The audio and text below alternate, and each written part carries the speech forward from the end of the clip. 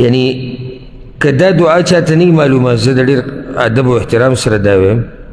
نو دې د اوسه پورې په داسې تیارو کې پروت دی چې تپوس یې مه کوه یعنی دا داسې دعا ده په دې کې داسې الفاظ دي چې هغه دې ووایي رب العالمین نه چې څه غواړې درکوي دله نو چې دا موږ ته نه معلومه موږ په تیارو کې نه یو نه یو که څه تیارو کې چې موږ ته دا نه معلوم نو موږ په تیارو کې نه یو چې دې کې اسم اعظم دی عبدالله ابن بریده الاسلمي د خپل پلار نه دا روایت را نقل کوي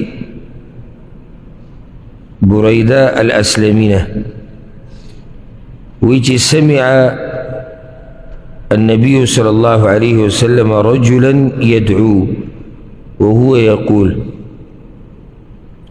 وی چې پیغمبر صلی الله علیه وسلم د یو کس دا دعا واورېده او هغه دا دعا وي دې نه بعد چې کوم حدیثونه راځي په هغې کې به راشي چې دی مانځه کې وي حدیث کې ورسره دا نشته دا سړی لګیا و مانځه کې په جومات کې مسجد نبوي کې په د مانځه په دوران کې دا دعا وي اللهم انی اسألک یا الله زه ستانه سوال کوم بأني أشهد أنك أنت الله يقينا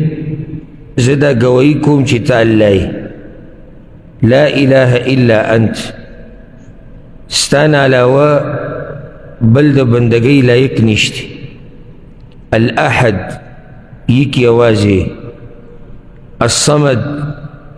تبي نيازي الذي لم يلد ولم يولد نستانا سوق پیدا دی او نتر چانا پیدا ولم يكن له كفوا احد او نداغ الله مثل پشان شتی دا دعا دی کس وقتا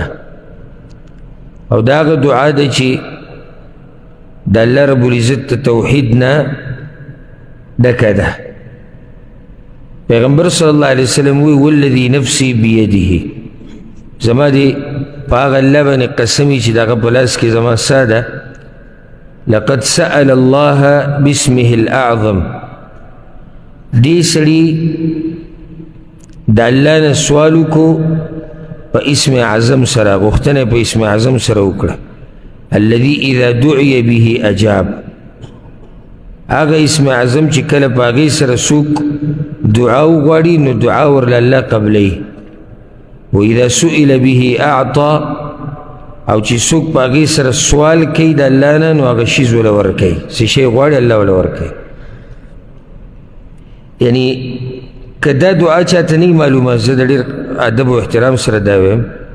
نو دې د اوسه پورې په داسې تیارو کې پروت دی چې تپوس یې مه کوه یعنی دا داسې دعا ده په دې کې داسې الفاظ دي چې هغه دې ووایي رب العالمین نه چې څه غواړې درکوي دله نو چې دا موږ ته نه معلومه موږ په تیارو کې نه یو نه یو که څه تیارو کې چې موږ ته دا نه معلوم نو موږ په تیارو کې نه یو چې دې کې اسم اعظم دی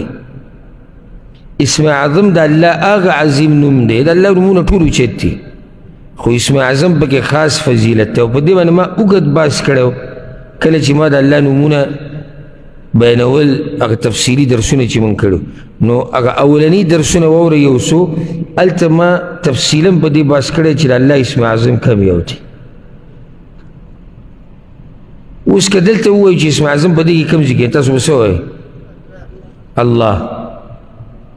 ځکه چې د بعضو علماو قول دا دی او رای دا ده چې اسم اعظم هغه الله دی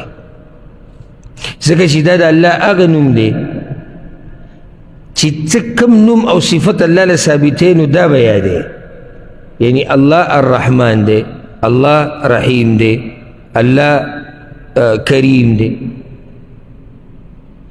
نو دا ډېر اوچت نوم دی د الله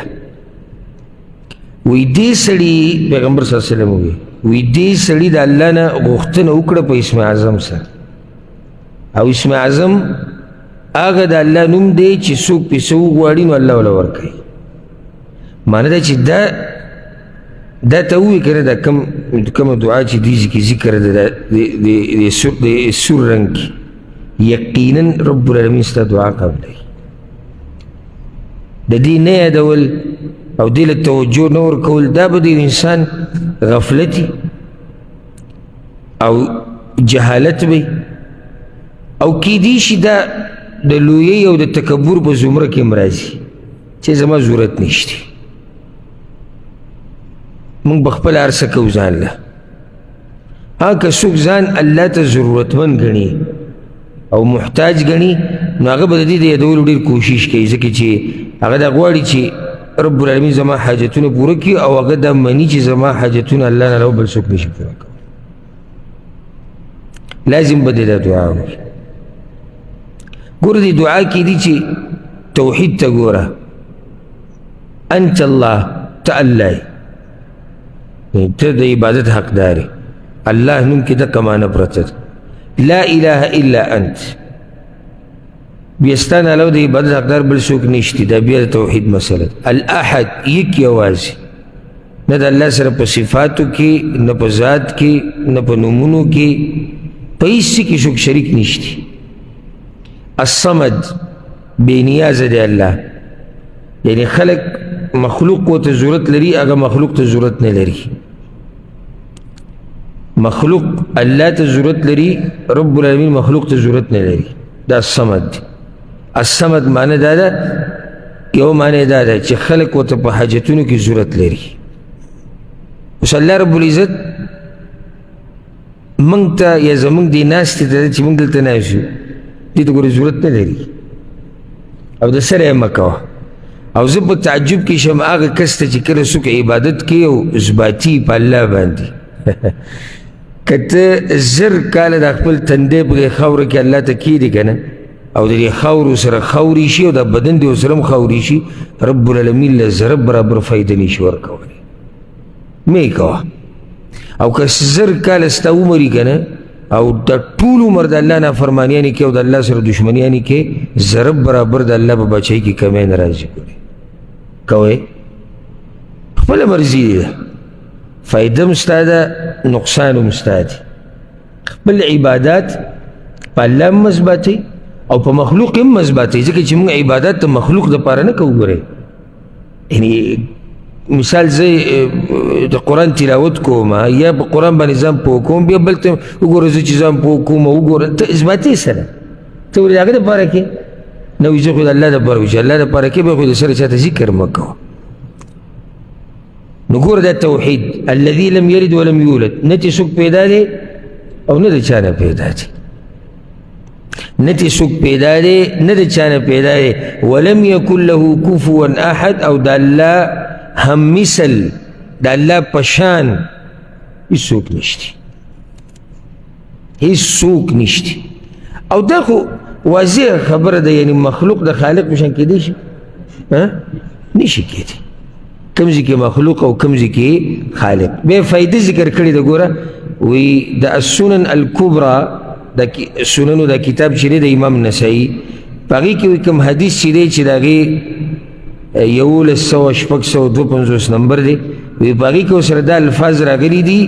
چې دخل مع رسول الله صلی الله علیه وسلم المسجد فاذا رجل یصلي،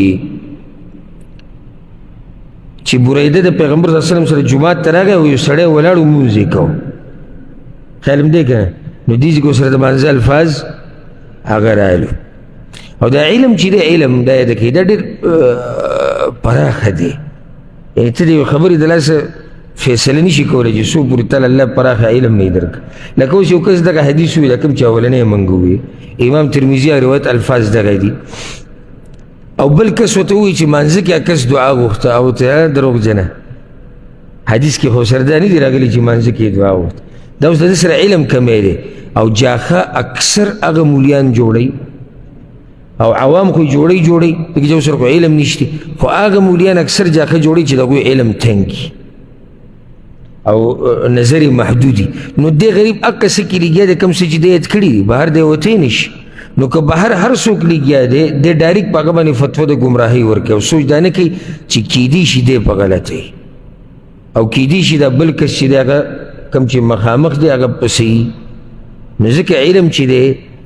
دا ډېر پراخه دی، دا ډېر وخت غواړي، دا ډېر محنت غواړي. او چې پکې دا ټول عمر تیر کړي نو بیا به هم پوره ترلاسه نه کړي، بیا به دنه پکې هم ډېر څه پاتې شي.